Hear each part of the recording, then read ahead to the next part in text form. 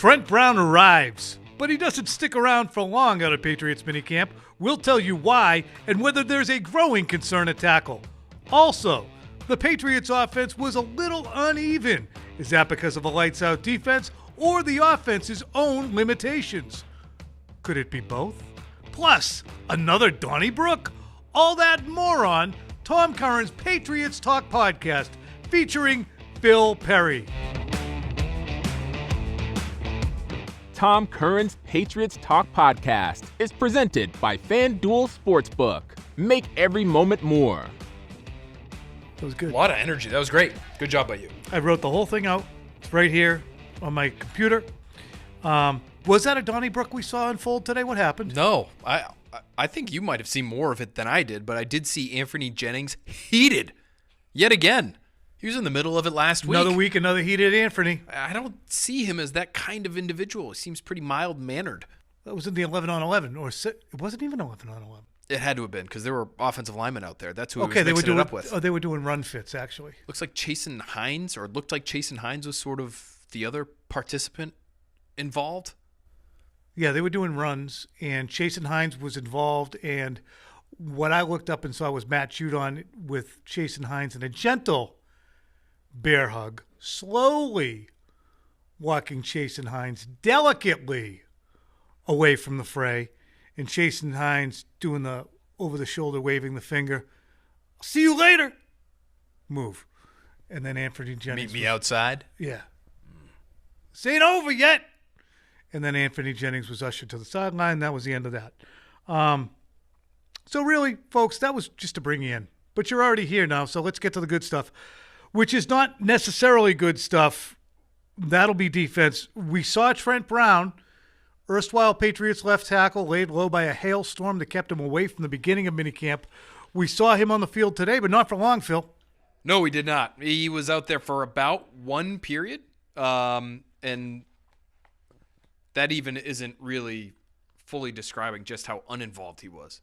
I would say he was out for part of a period, did part of one drill, which I tweeted a video of, where they're throwing a heavy bag around, sort of simulating some offensive line work. Then he watched the next drill for the offensive lineman, and then he was approached by a member of the Patriots medical team. They went down to the lower field, and we didn't see him again. And then Bill Belichick, we saw have a long conversation with head trainer Jim Whalen, whether that conversation was about what Jim's summer plans are, whether they were about just a general debriefing on the status of every player on the team, or whether it was, the hell are we going to do about Trent Brown? We'll never know. But Trent did not look small from our vantage point, and he wasn't able to really take part in much without being rendered unable to take part in any more. So to me, there's a dicey proposition to tackle once again in 2023. Last year, I kind of foresaw it because of Isaiah Wynn's injury history and Trent Brown's uneven play previously and injury history. I think he played 9 games in 2021. I said, Phil, tackle's going to be an issue this year. And it exceeded my lowest expectations. It wasn't just an issue. It was a sore spot. It held the team in some capacities hostage in the offense for most of the year.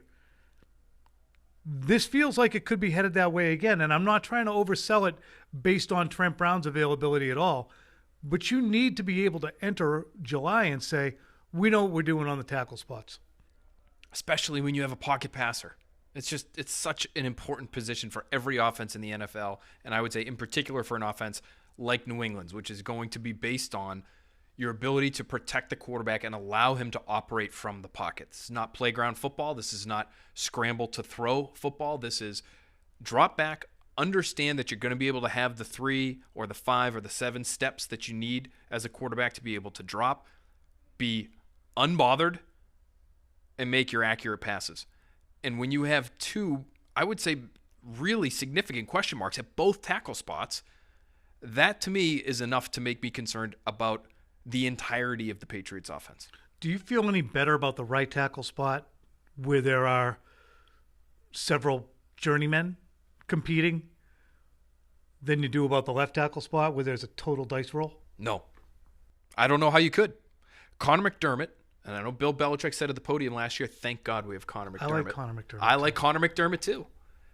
He, at this stage, is probably a 3 and more accurately probably a 4 in an NFL tackle grouping.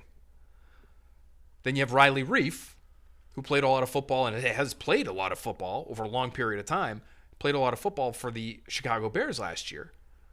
But they, Tom, were the consensus, or one of the consensus worst offensive lines in the entire NFL, and they did not welcome him back. What have you seen from him so far? You do a lot of making sure that you're up to date on the personnel as they go in and out. I'm more of a ball watcher, always have been. When you look at the personnel, is Riley running with ostensibly the ones at the right tackle spot? He was through, I would say, the majority of the OTAs, and then during the mandatory minicamp, it's been Connor McDermott the last 2 days who has been with the top group at right tackle. So he's been with the top group, then Riley Reif has been with the second group. Again, at right tackle, we really haven't seen him at left tackle. And it's been Calvin Anderson who's been that top left tackle for the Patriots. Who's the depth behind Calvin Anderson? Then we're getting into that. I guys think would be Riley drafted. Reif. I think it would be Riley Reif. Okay. So your top 4 guys in Brown, McDermott, Reif, Anderson. Who would be the 5th guy? Because they could certainly get there. Sidney So, the rookie 4th rounder out of Eastern Michigan. He played primarily guard for 4 of his 5 years in college, but he has tackle ability. They like his athleticism. They like his length. He does have some experience there. He played some, I believe it was at the NFLPA Bowl. He played some tackle. And they liked what they saw. So that's where he's been. He's been at right tackle also. So it really makes sense as to why they would have worked out DJ Fluker. Whatever DJ Fluker's disposition is. They should be interested in anybody who's available who has NFL ability at the tackle spot, right or left. Jonah Williams from Cincinnati, I guess. The news on him is, and I think there were some folks who were wondering if he might sit out minicamp, but the latest I saw on him was he is present for Bengals minicamp, and he is playing. And the only reason I bring him up is because the Bengals signed Orlando Brown. He's going to be their starting left tackle. So now Jonah Williams, who wants to play tackle, it looks like is battling with who's the gentleman who was with the Cowboys and is now with the Bengals at right tackle. It's not Cam Fleming, is it? Nope. He had some issues. He's out of LSU. He was yeah. Projected to be an early pick, and then I believe went undrafted because of some La'el Collins. Yes, La'el Collins. So it's Collins and good snipe by you. Thanks. Collins and Williams, who are sort of vying for that right tackle spot. All 3 of those guys are starting caliber NFL tackles. If there's an odd man out, if you're in New England, you should be interested, in my opinion. You know, I think it was Greg Bedard might have said it, or it might have been Paul Perillo on one of our shows. I didn't hear it directly. It was in an email when we were conjuring up a plan for the show, but it was the Patriots still seem to approach their offensive line as if they have the greatest offensive line coach of all time in charge of it. You know, Dante Scarnecchia could take you, me, and Barry Alley, who's behind the camera right now, and we could average 3.3 yards per carry in the 80s against the Redskins and the Giants if we were blocking. But I don't know if Adrian Clem and Billy Yates can do that. So it's hard to bring in a new offensive line coach, a new offensive coordinator, a new offensive system and say, oh, yeah, we don't have electricity in the house right now, which is basically what it is when you don't have tackles. And I just wonder what they're going to. I think this is why you might just have to swallow hard with Trent Brown and say, can we just try to make it work? You know, before that long conversation that Bill Belichick had with Jim Whalen, and before Trent Brown was sent down to the lower field, the long conversation that Bill Belichick was having was with Johan Billsborough, who is the Director of Performance and Rehabilitation, or has been. I believe that's still his title here in New England. And then he makes his way over to Trent Brown, pulls him out of the drill, and they go down to the lower field. Is part of that conversation, or at least is it somewhere in the back of Bill's mind where he's thinking to himself, we simply cannot not have Trent Brown. Right. Because I know how it's going to look without him. We need to do whatever we can to make sure that he's here, he's on the program, and we're getting the most out of him. As annoying as it is to have to deal with him at times, if we don't, we're really in trouble. And that's the difference between, again, the 2000s, the 2010s Patriots, and now. And it never was going to go on forever and ever. But the difference between playing for a team that has aspirations of contending for a Super Bowl and the pressure that's implied by everyone on everyone to be on their best and most productive behavior, and the pressures of playing for a team that's okay. Might be okay. Had an uneven last year. Coaching staff didn't help you out. So you lose guys, and you don't have the same urgency that might exist with, say, Dan Copen or Matt Light or Nate Solder or Teddy Bruschi or you name it, Vince Wilfork, offensive players, defensive players who could go to somebody and say, what are you doing? And you're not, with Bill, in a position to say, screw it, we'll get another guy in here and Dante will coach him up. There's so much that's different. Additionally, you can't, as Bill, allow one player to go 20% on the first day he shows up, which is a day late for a mandatory minicamp. So whether Trent Brown was actually going to partake in practice or was unable to, if he could only do it at 20%, you have to send him away so nobody's looking at it, because it's a public disrespect to the entire team when one guy who's paid pretty well and is counted upon is totally not ready. And it looked like, listen, I'm not a doctor, I'm not a trainer, but it did look like, from the little bit that we saw of him on the field, even during the warm-ups and the stretching, you get the entire offensive line sort of moving across the field as one, as they're doing their high knees or their jog it out or whatever, and who's lagging behind, but big number 77, and he's hard to miss. Yep. And even when they were doing that one drill that I spoke of that he participated in, the way it worked out, the offensive line group, I guess, was divisible by 3, because you had about, 4 groups of 3 linemen going all at the same time, and then Big Trent by himself as sort of the lone guy there. And it made it very clear, if they were watching him closely, if Bill or anybody else, Jim Whalen or anybody else, was watching him closely during that one period and said, okay, we can't have this on the field. This just doesn't look good. Again, I wouldn't be able to tell that from what I saw, but maybe that's what happened. They said, just get him down. It didn't look good to us. And generally speaking, in my years covering the team, what we perceive and observe when we eventually hit a player with the truth serum, whether it be Devin McCourty or Julian Edelman or whoever we talk to who are players, and we ask them, did you see it the same way? They're usually like, yeah, that's how we saw it too. I think it was pretty telling when, after that one drill that he participated in, he went to the next and just watched. He didn't participate. He had his helmet up on top of his head, and he was not even hands on hips. He was sort of tugging at his jersey, where if you're a washed up basketball player like me, when you're out of breath, don't hold your shorts. And you don't even want to, for some reason, you don't even want to let your arms hang by your side. You're grabbing on the jersey for some reason to just keep them in that bent position. That was Trent Brown, and he was gone soon thereafter. I wonder why people do that. I think it's because you don't want them to dangle. There's too much work with the dangling. You think that's what it is? It's like hard on your shoulders or something, the weight of your arms just dangling down by your side? I don't know. Like, everyone grabs their shorts, the bottom of your shorts when you bend over. Be that as it may, to the good, and I'd like to get into the defense a little bit, but how did Calvin Anderson look up front dealing with some of the Patriots' defensive players? This is why the Trent Brown thing matters. You could be sitting there at home and say, well, doesn't this guy suck anyway? What are we putting up with him for? He is the most talented guy you have. So Calvin Anderson has been the top left tackle for the Patriots all spring, OTAs and minicamp. And I saw 3 plays where he was beaten pretty cleanly off the snap. 2 of them were Matt Judon, bad matchup. I get it, but there's good defensive ends on just about every team in this league. Maybe not Judon quality, but you get my point. The other was Dietrich Wise beat Calvin Anderson on an inside move, sort of forced the left guard, Cole Strange, to come over and help him out. And again, it's no pads, it's all speed work, and so maybe this just isn't Anderson's time to shine, Tom. Maybe he's going to be a real mauler when the pads come on. Or this is a great opportunity for us to transition into the back half of the podcast, which is going to be a little bit optimistic. Maybe this defense is unstoppable. Yes, sir, we needed to have something up there on the hill today, and I went with, how about the defense cannot be stopped? Now, This football team had good overall numbers defensively in 2022. They allowed an average of just 20 points per game. They were top 10 in yards and against the run. In sack and interception rate, they were top 5 in both of those.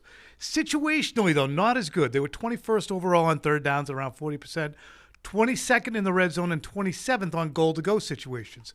So you got a lot to work with, but situationally you have to improve. Also, the offense, God willing, will take some time away from the defense having to be on the field.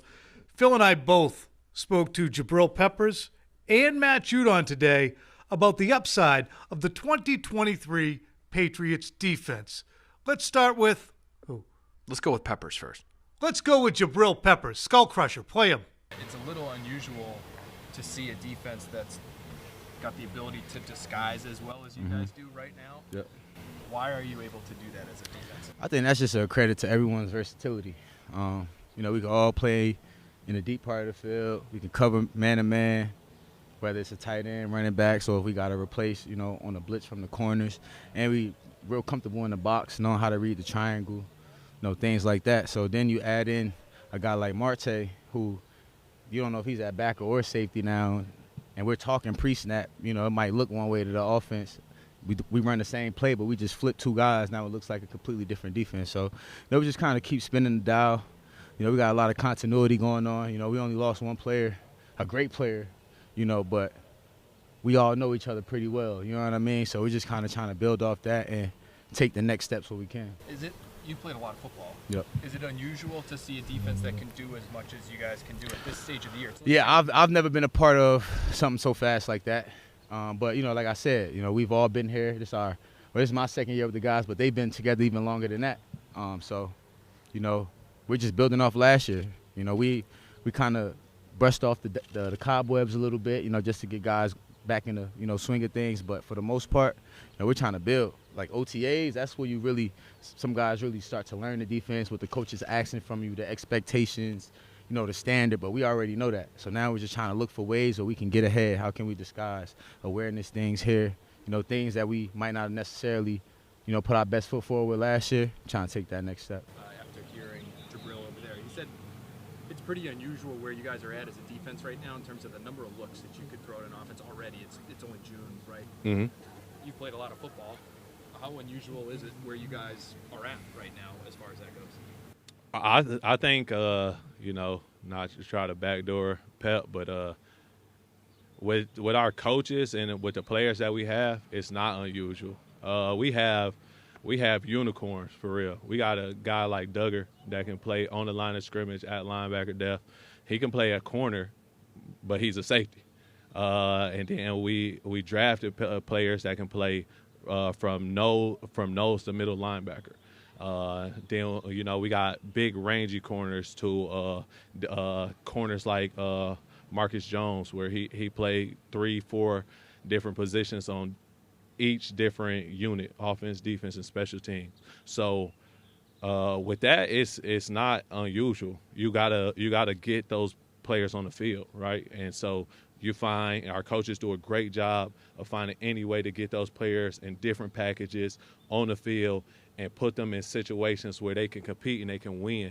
And that's what they're doing. So it's not unusual for that to happen, but it's unusual for us to have these type of players like that. And so if we can keep everybody here, keep everybody healthy, it's training camp, we got a lot of players, but when we cut everything down, keep everybody healthy, keep everybody rolling, it's going to be hard, or it's going to be easy for us to match up with any offensive personnel. How can they, Phil, be better than they were last year? I'm not saying that they were the 86 Bears or the 2000 Ravens or any of that shit, but how can they be better?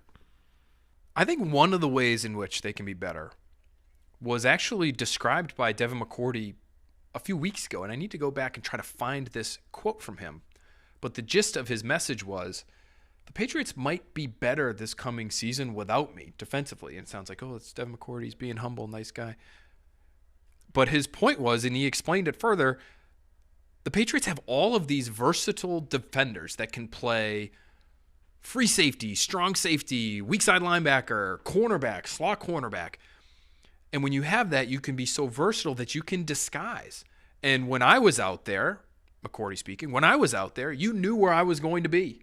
90% of the time, I was going to be in the middle of the field, the deep middle in the post. Now it could be Jabril Peppers. This is getting to what Peppers just told us there. It could be him. It could be Duggar. It could be Marte Mapu. It could be Jalen Mills.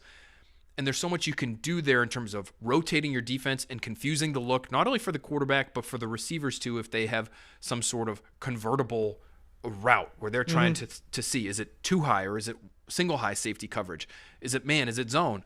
These are the things they're going to be able to play around with. And Tom, on top of being versatile, they're also experienced in the NFL as individuals, but also now pretty experienced as a group. And so there's a communication level there that I think is relatively rare in today's game. And that's down the middle of the defense. We'll get a little bit into the periphery and the perimeter, especially the secondary perimeter. But when you look at the middle of the Patriots defense, front to back, and I think you can do the same thing in baseball that you do in football, the same thing in football that you do in baseball. Can you be strong up the middle? And Belichick has talked about this. Quarterback, center, nose tackle, right over the ball, middle linebacker, and who are your safeties? And the Patriots, let's forget about offense for a minute. They have Christian Barmore, Dietrich Wise, Devon Godshaw up front. Then you have Juwan Bentley, who's experienced, but the linebacker level is a little bit more jumbled now. You can drop all kinds of guys into that linebacker level. Which do you think is the strongest part of their defense right now? Position-wise. I really think it's, I'll say, that's a good question. It's a good question, Tom. Thanks, buddy. Because I think you could look at the top-end talent of their edge guys and say, that's it. It's Judon. That's where you start when you talk about best players on defense. Judon, and then on the other side, Josh Uche. And I even would say Wise is oftentimes on the edge on early down specifically. But I think what they're going to be able to do with their safeties, I just look at guys like Duggar, Phillips, Peppers, Mills, and then I also factor in John Jones, Marcus Jones. And I look at, that's 6 guys that could all exchange and rotate. Marte Mapu now as a rookie. They can all exchange and rotate. And again, just really, I think, be the source of a significant amount of confusion. And I think it's already happening. We heard it from Mac Jones yesterday. You want to go to the sound? Should we throw to the sound from yesterday just to give people a taste? Because I don't think we got to it on yesterday's pod. It's Mac Jones on the mad scientist, Steve Belichick. Right now, it's just trying to stick to your rules. It's hard because they throw the kitchen sink at you. You know, they're just doing whatever they want. But they do a great job. So it's kind of fun, too. You're like, you learn something every day because you might not have seen it, or like Steve is in there all night drawing something up that looks like something you saw, but then it's something else. So shout out to those guys for just doing a great job. So you heard there, he's talking about what we're talking about and the fact that they're already doing it in June. And that, I think, is what stands out. I think a lot of defenses may get to that place eventually, but they're here now in mid-June, and who knows where they'll be in terms of just how advanced they are and how exotic they can be come September. And that, of course, always leads to the conversation. And Bill Parcells, there was a famous NFL Films audio, or it might have been in his book, starting to get so dated now. But basically, Parcells said to Belichick, stop trying to impress everybody in the fucking stands and just call a defense. I think that's also that's why you're not coaching in Cleveland anymore. I think it was a Patriots soundbite. There were 2 different ones. There was one when he was with the Giants. Stop fucking around and call a defense. And then there was another one. That's why you got fired in Cleveland. It's getting a little too creative. Just get too creative. I mean, this week we saw like short man punts for the Patriots special teamers there. And I'm like, is Joe Judge trying to revolutionize the punt game? Can you just specify what you mean by short man? Oh, yeah. They were snapping it. They had both punters back there, and they were snapping it to the rookie who was standing 6 yards behind center, and he was punting it. I'm like, Joe Judge is trying to revolutionize the punt game to get himself back in the good graces of the NFL. Anyway. It was an interesting look. But the point is, there comes a point where you can be brandishing your nunchucks and Chinese stars, and the other guy's just got a gun, and Stephon Diggs or Devontae Adams goes, boom, you can't deal with that. So that'll be the interesting aspect, and that does not, when you look at the Patriots defensively, there are physical limitations within their defense that I still see. Being? I wanted you to pick it up. You know what they are. Well, Matthew Let's see if he Judon gets- says let's see they if he got gets it right. unicorns. He makes it sound like they don't have physical limitations. And I think, They get shrimpy corners. well, they did. And then they drafted a big guy in the first round named Christian Gonzalez, who's already can't- taking reps. He can't cover everything everywhere. Well, I think between him This is where Phil gets contrary. and Jack Jones, you have the potential there. Between the two of them, you have 11 feet worth of corner. One guy's 6 feet, the other guy's 5 feet. No, Jack Jones isn't. Jack Jones is very light, but he's not very short. I think he's 5'11". I know. And he made a great interception He did. today at Mac Jones. I thought he covered a lot of ground. Leap and grab. We know he has good hands. He broke up another pass. He broke up passes yesterday. He has been all over it. For a guy who finished last season suspended, he's been with the top group, Tom, and he's played well. It's another guy who you might just have to put up with it, whatever it is that I know, he we brings still to the don't know table, what it is. because he has talent. So whether we're talking about DeAndre Hopkins at receiver, who's not even here yet, or Jack Jones or Trent Brown, you at some point need to have the requisite level of talent that gets you into the postseason, gets you to the dance, and then who knows where after that. Jack Jones falls into that category for me. He should be, in my opinion, starting on the outside for the Patriots. I think opposite Christian Gonzalez. And the players I've spoken to who played for the football team last year believe that the Patriots still really only have two outside corners now with Gonzalez and Jack Jones. And if you look at the rest of the group, there's guys who can play out there, but they're not as well suited to be outside as opposed to perhaps in the slot. Patriots open with the Eagles, Dolphins, Jets, Cowboys. That means they're going to see out of the chutes A.J. Brown, Devontae Smith, a bitch of a running game, a mobile quarterback. Then they're going to see the fastest wide receiver in the league, in so many people's minds, one of the best slots in Jalen Waddle and Tyreek Hill, an extremely fast running game that the Dolphins are in possession of. They're going to have to deal with Jake Bailey because he's on the Dolphins now. Get the ball to Jake. Then they're going to get the Jets with Aaron Rodgers and their very talented, not Chris Olave wide receiver. Garrett Wilson. That's correct. Thank you. And then the Cowboys. With CeeDee Dak Lamb Prescott. and Dak Prescott and Tony Pollard. And Who's that tight end? Dalton Schultz? Sure. All right. See, I know players. Nice job. Thanks. So out of the chutes, the Patriots will be challenged defensively. Can you be a good team and be led by your defense in today's 100%, game? yes. 1,000,000%. You think that's what the Niners were? Nah, they were pretty friggin' good. Their defense was awesome. With Fred Dean. I mean, I'm going way back now. I'm going late 70s. Fred Warner. Fred Dean. Fred and Warner, I Hacksaw think, is the name Reynolds. you're going for. No, I didn't know how far you wanted me to go back. Joey Bosa. Oh, that team. Great defense. But they have players offensively too. They still have Trent Williams. They have Deebo Samuel. They have Christian McCaffrey. Yeah, think about I know that. that is a star-studded, even though they don't have it at quarterback, they have a star-studded offense led by one of the best defenses in football. I still think you need real firepower offensively to make any noise in today's game. I love the San Francisco 49ers example because that's a team with an innovative head coach who does have a tendency at this point to stub his toe, but it's an innovative head coach with multiple players who are in the top 10, even top 5 at their positions across both sides of the ball. And that's where the shortcoming is here. Here you have an incredibly successful coach, known for previous innovation, more recently known for miscalculation. You have a quarterback that the jury's out on, same as in San Francisco, but you don't really have any guys who you'd say that's a top 10 player. Judon is a top 10 edge rusher in the NFL. Duggar's one of the top 10 safeties. That's going to do it for all the players who are in the top 10. However, and this is how I will conclude this podcast, because we will, as the rest of this week unfolds, have a visit from DeAndre Hopkins. Not us, but the Patriots themselves. Despite the fact we've talked about Trent Brown, the tackle position, holding the Patriots' offense ransom, we're going to look at the addition of DeAndre Hopkins in a vacuum and say, whoa, looky here, all fixed. Is DeAndre Hopkins' presence enough to change the conversation around the team from pretty good, neat stuff to break their way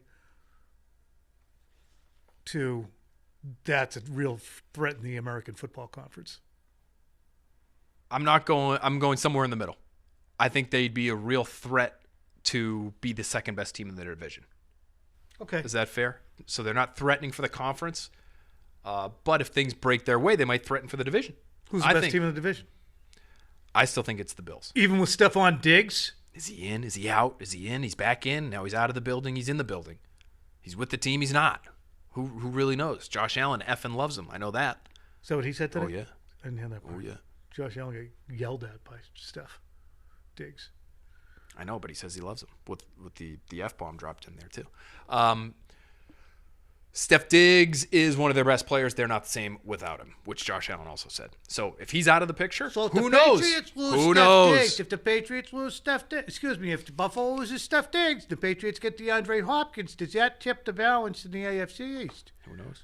And Dalvin Cook in for Jimmy Robinson out. I would say the one thing that I noticed in terms of like play-to-play observations for the Patriots offense, and it was, again, very clear. The reason we're talking about the defense so much today is because it's just very clear that they are way ahead of the offense right now. The offense had a rough showing. Both Bailey Zappi and Mac Jones had down moments. Mac Jones had a couple very impressive flashes of accurate throws deep down the field, but it was sort of a rocky day for everybody offensively. Everybody's covered all the time. Mm-hmm. Covered. Hunter Henry, Mike Gesicki, Devontae Parker. And so these impressive plays that get made fade down the seam to Hunter Henry with Josh Bledsoe all over him. Great catch, but Josh Bledsoe's all over him. It's just like low percentage completion. John Jones all over Devontae Parker in the red zone. Nice touchdown grab by Devontae Parker. High points the football. He's got the height advantage, but John Jones is in his hip pocket. Mike Gesicki with Adrian Phillips right on his back. These are great throws. These would be big gains, and it's the NFL. I get it. You got to be able to test tight windows and succeed, but everybody's covered all the time, and I'm not sure DeAndre Hopkins is really fixing that. I think he just gives you another one of those guys, and that might be okay. That's enough to be a better offense for sure, in my opinion, and maybe it opens things up for somebody like Kendrick Bourne to be able to create some separation. But boy, they just don't have much in the way of separators right now on that side of the ball. Well, on this particular Tuesday in June, I decided to credit the defense for that. Tune back in perhaps tomorrow where I'll blame the offense for the lack of separation. You never know. I'm trying to be optimistic here, Phil. I appreciate that. Glass half full Tommy. For today. That's what we've always called you. They need a good player. They need a few good players. They need some injuries to heal. And they need Trent Brown to just get on the treadmill and not stop between now and July 20th. We might be stopping, though. We might be. We're not sure if there's a minicamp practice tomorrow or not. And if there isn't, you're not getting a podcast, I'll tell you that.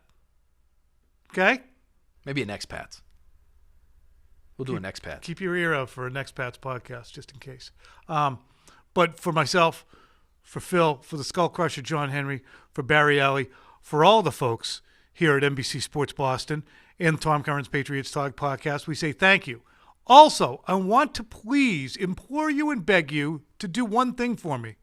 Please, if you could, download the new NBC Sports Boston app, okay? It has the latest news, analysis, commentary, and insight from the network's stable of experts and insiders, including Phil Perry, Chris Forsberg, John Tomasi, and me, Tom Curran. You can also listen to podcasts, follow live scores and stats, highlights, watch behind-the-scenes content, and interviews. Really easy to negotiate on your phone. So go ahead and download the NBC Sports Boston app now in the App Store and on Google Play. Find the link in the show notes. Again, need you to do that. Appreciate you because we flipped our app. New app for the NBC Sports Boston website. Okay? See you guys soon.